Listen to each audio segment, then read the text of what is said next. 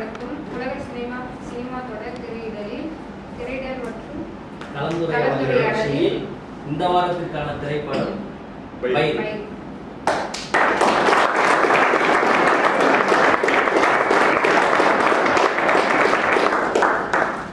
வைத்தி படத்தை பற்றி எழுத்தாளரும் நடிகர் பாடலாசிரியர் பாக்கியம் சங்கர் சார் அவர் வந்து ஒரு சில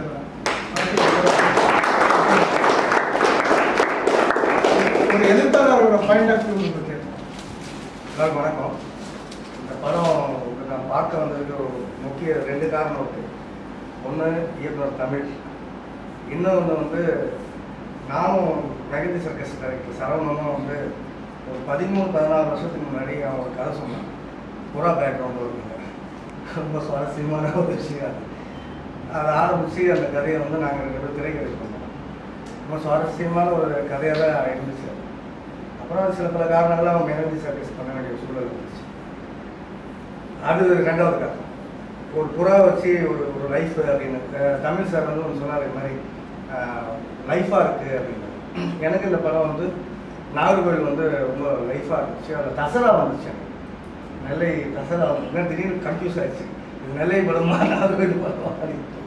ஆனாலும் ஒரு நல்ல முயற்சியாக இருந்தது. எனக்கு ஒரு விஷயம் இந்த படத்தில் என்னென்னா, ஜான் பிளேடி வந்து அந்த வாழ்வை வந்து ரொம்ப ரத்தமும் சதையுமாக அணுகிருக்காரு எல்லாம் எனக்கு இருந்துச்சு. ஆனால் என்னென்னா நிறைய சவுண்டாக இருந்துச்சோன்னு எனக்கு தோணுச்சு.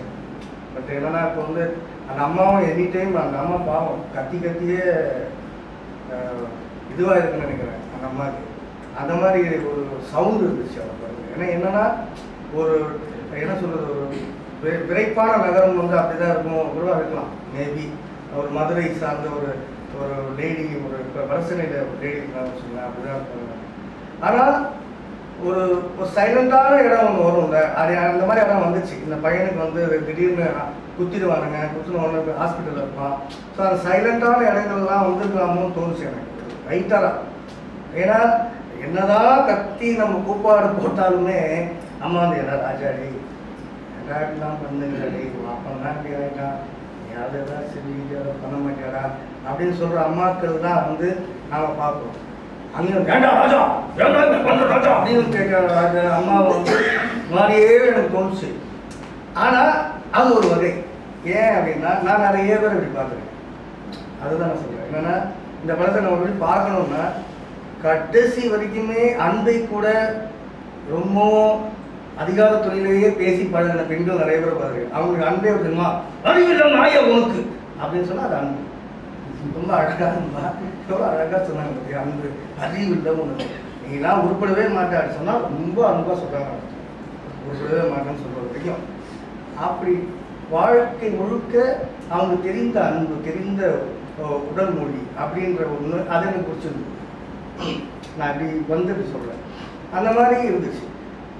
ஏன்னா எனக்கு இந்த படத்தை வந்து இன்னும் ரத்னகுமார் அப்படின்னு சொன்னார், டைரக்டர் ரத்னகுமார். அவர் வந்து நான் 3 வருஷம் முன்னாடி பார்த்தேன் இந்த படம் அப்படின்னா. கதையை இப்போ 2ஆம் பாகம்னு ஒன்று வரும்போது அது இன்னும் க்யூரியாசிட்டி அதிகமாகும் இந்த படத்தில்.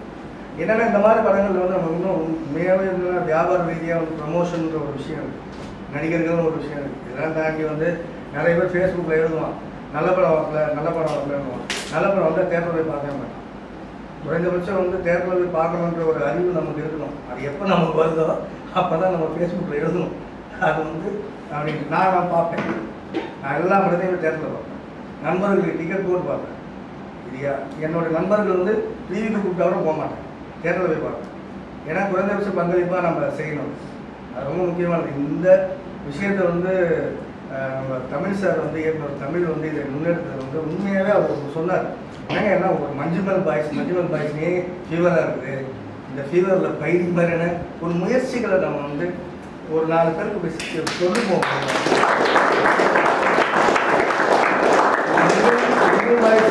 பேச வேண்டாம்ன்றதுலாம் கிடையாது, எல்லா படத்தையும் பேசுவோம். ஆனால் நம்ம கூடயே ஒரு இருப்போம், அது குறை நிறைகள்லாம் இருக்கும்.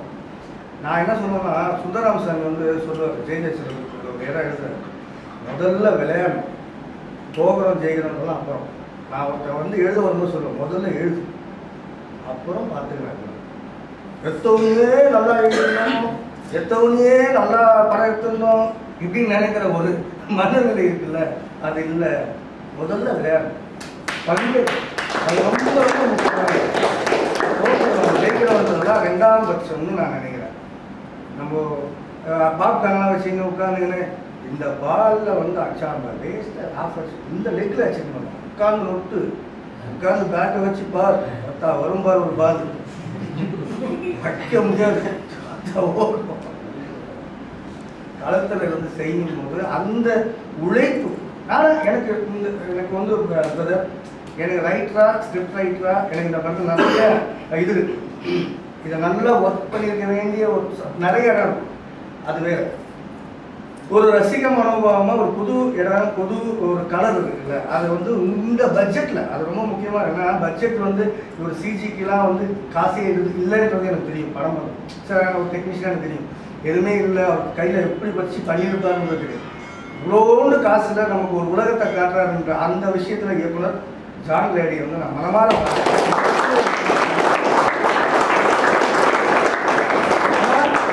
இன்னொன்று சொல்லுவேன். இதே பட்ஜெட்டில் தான் என்னுடைய நண்பன் தமிழ் வந்து சேத்துமான் பண்ணார். என்னுடைய நண்பன் மெகதி சர்க்கஸ் வந்து அவ்வளோ சிரமத்தில் தான் பண்ணார்.